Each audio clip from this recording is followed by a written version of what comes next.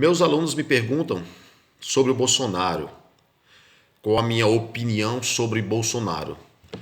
E eu respondo para eles que o Bolsonaro para mim é uma pessoa que está lá porque tem um jogo de interesses atrás dele, né? Que ele é uma pessoa, na minha opinião, despreparada para presidir um país. É uma pessoa que não tem nenhum tipo de movimento político concreto, uma coisa certa, né?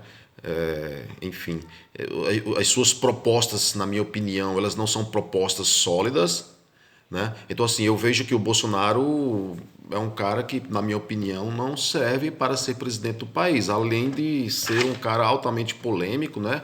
Por defender algumas posturas que não condiz com toda a sociedade, né? Porque você governar para uma maioria, ou entre aspas, essa maioria entre aspas, pode ser fácil ou aparentemente fácil, mas não é, né? Você tem que governar para todos, né? Não apenas para uma maioria, porque existe várias minorias, né? Existe o movimento negro, existe o movimento, enfim, existe o movimento LGBT, existe, enfim, existe o MST, existe os sem teto, existe os empresários, existe os estudantes, entre aspas, né, estudantes. Mas enfim, existe uma galera aí no Brasil que ela é bem diversa. A população brasileira ela é muito diversa, né? Então assim, é preciso saber governar para todos e não para uma minoria lá, né? Ou para uma maioria, né? Ou mais precisamente falando, um homem branco, cristão, né, heterossexual, né? É para esse tipo de pessoas que o Bolsonaro, na minha concepção, ele governa, tá?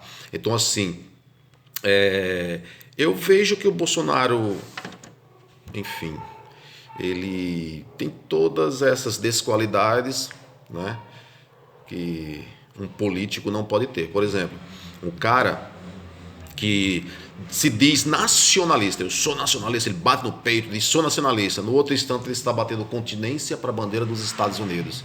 Ou seja, vem, me coloniza, né? Pode vir, Estados Unidos, eu vou ganhar e vocês vão me colonizar. Então, nacionalismo, ele não tem nada, ou então ele não sabe o que é nacionalista. A ditadura militar, os governos militares eram nacionalistas. Né? Eles eram nacionalistas, né? Porque não é possível ser nacionalista se o cara vai vender todas as empresas nacionais. Então ele não está trabalhando para a nação, tá? Então o cara não é nacionalista ou ele não sabe o que é ser nacionalista. Ele acha que ser nacionalista é apenas bater continência. Ele está completamente enganado. Tá? Então, assim, é uma pessoa despreparada. Mas eles me perguntam qual a minha posição política, né? E eu respondo: sou de esquerda. Tá? Sou de esquerda. Eu tenho uma posição política ideológica de esquerda. Aí, enfim, eles me perguntam para explicar o que é ser esquerda. Eu estava no sétimo ano essa semana. Né? E eles me explicam, professor, o que é direita e esquerda, não estou entendendo. Né? Eu saí do tema que eu estava falando, falar um pouco sobre direita e esquerda. Enfim, porque muitas pessoas não sabem o que é direita e esquerda, de certa forma. Eu não vou explicar o que é, porque, enfim, mas, enfim, quando você fala que eu sou de esquerda, eu não sou comunista, querido.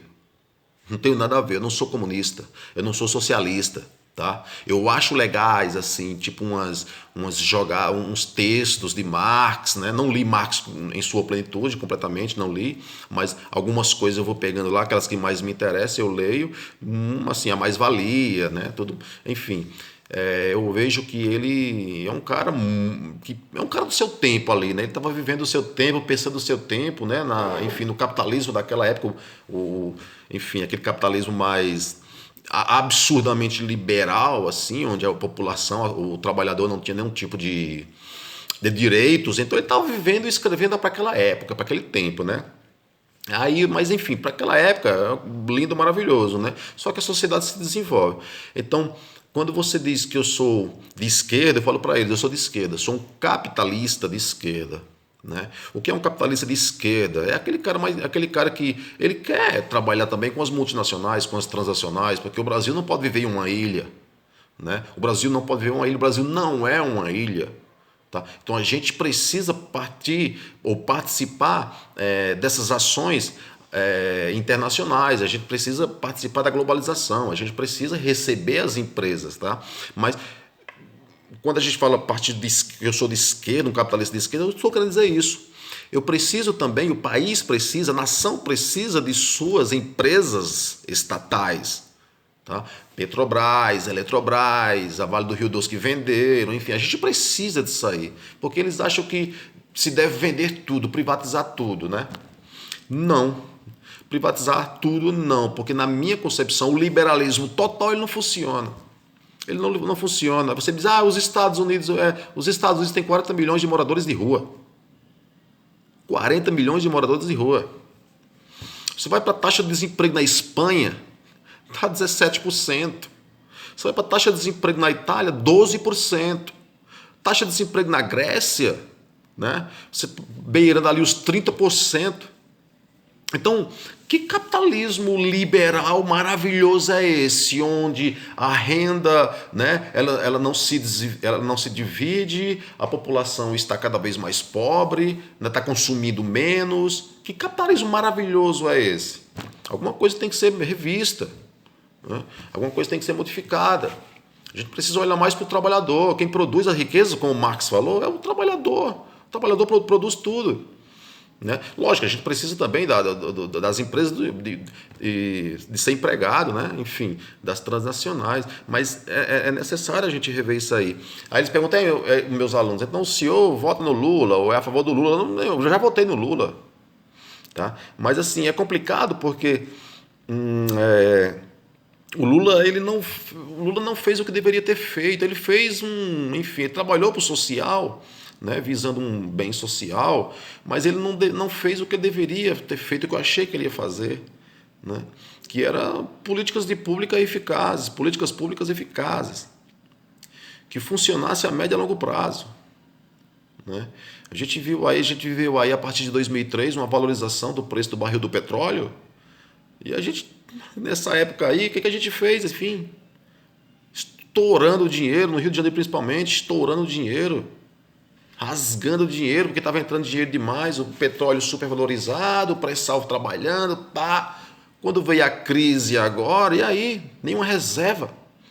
Não criaram nenhuma reserva para tempo de crise. É preciso entender que quem produz e exporta commodities, como petróleo, soja, por aí vai, ferro, quem produz e exporta commodity passa por período de oscilação do preço no mercado internacional, porque quem dita as regras é os Estados Unidos.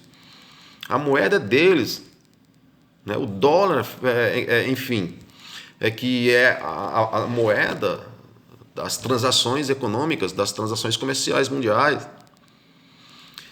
Então eles colocam o preço de acordo com o interesse deles lá, dessas commodities, essas matérias-primas, né? Então, cadê a sabedoria, cadê a inteligência do Lula nessa época, né? Nessa época que o Brasil estava ganhando bastante dinheiro com petróleo, assim como a Venezuela também. Por que a Venezuela está passando por essa draga? A Venezuela está passando por isso porque muito dinheiro com petróleo, ganhando dinheiro, tá financiando o Pérez na Fórmula 1, tá estourando dinheiro, o petróleo caiu a nível internacional, meu amigo. Brasil, que dependia do petróleo, caiu também, né? Taxa de desemprego, né? Mas por que isso funciona? Os Estados Unidos estão deixando de comprar petróleo. Os Estados Unidos disseram o seguinte: meio ambiente, eu quero que você se exploda. Eu vou produzir o petróleo a partir do xisto betuminoso, que é um tipo de petróleo que polui infinitas vezes mais do que o petróleo comum. E através dessas leis ambientais, né? Enfim, o Barack Obama deixou de produzir, de utilizar esse petróleo advindo do xisto betuminoso e começou a comprar petróleo. E os caras lá nos Estados Unidos são muito carentes do petróleo, né? Enfim, então eles compravam petróleo, então o petróleo estava preço alto, elevadíssimo no mercado internacional. Nessa época deveríamos ter criado reservas, ou então pegado esse dinheiro e investido em políticas públicas. Mas não. Comprou votos. O Lula comprou votos. Até hoje ele está vivendo disso. Não vou dizer que ele não tenha feito não sei, não tenha sido um bom presidente, comparado a esse monte de parasita que veio antes dele, ele foi muito bom, tirando Getúlio Vargas, né? Ele foi muito bom, né? Mas é fácil também comparar com esse bando de parasita, né? O cara que vende, por exemplo, a Vale do Rio Doce, Fernando Henrique, comparar com Fernando Henrique. O cara que vendeu, enfim. Gente, a gente precisa partir para o conhecimento, partir para a educação. A gente precisa criar educação, a gente precisa dar condições, né, para os alunos, para a população se informar, ter educação. Só a partir daí é que o país vai conseguir se desenvolver. Porque, gente, democracia não funciona sem participação ativa do eleitor. Votou em quem? Votei em X pessoa. Vai lá, meu, 4 anos, durante 4 anos, fiscaliza o cara, pega e-mail, pega o WhatsApp, pega tudo dele, fiscaliza, cobra. Agora, nós não participamos da vida política. A democracia é isso, é você participar da vida política. Mas se você não participa da vida política, né, os caras vão fazer o que quiserem. Nós somos alfabetizados pela TV. O brasileiro é alfabetizado pela TV.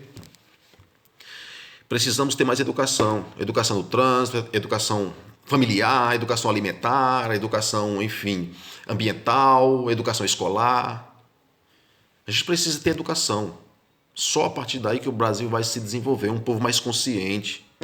Quem tem conhecimento é muito mais difícil de ser manipulado, de ser escravizado, né? Só assim, galera. Um abraço.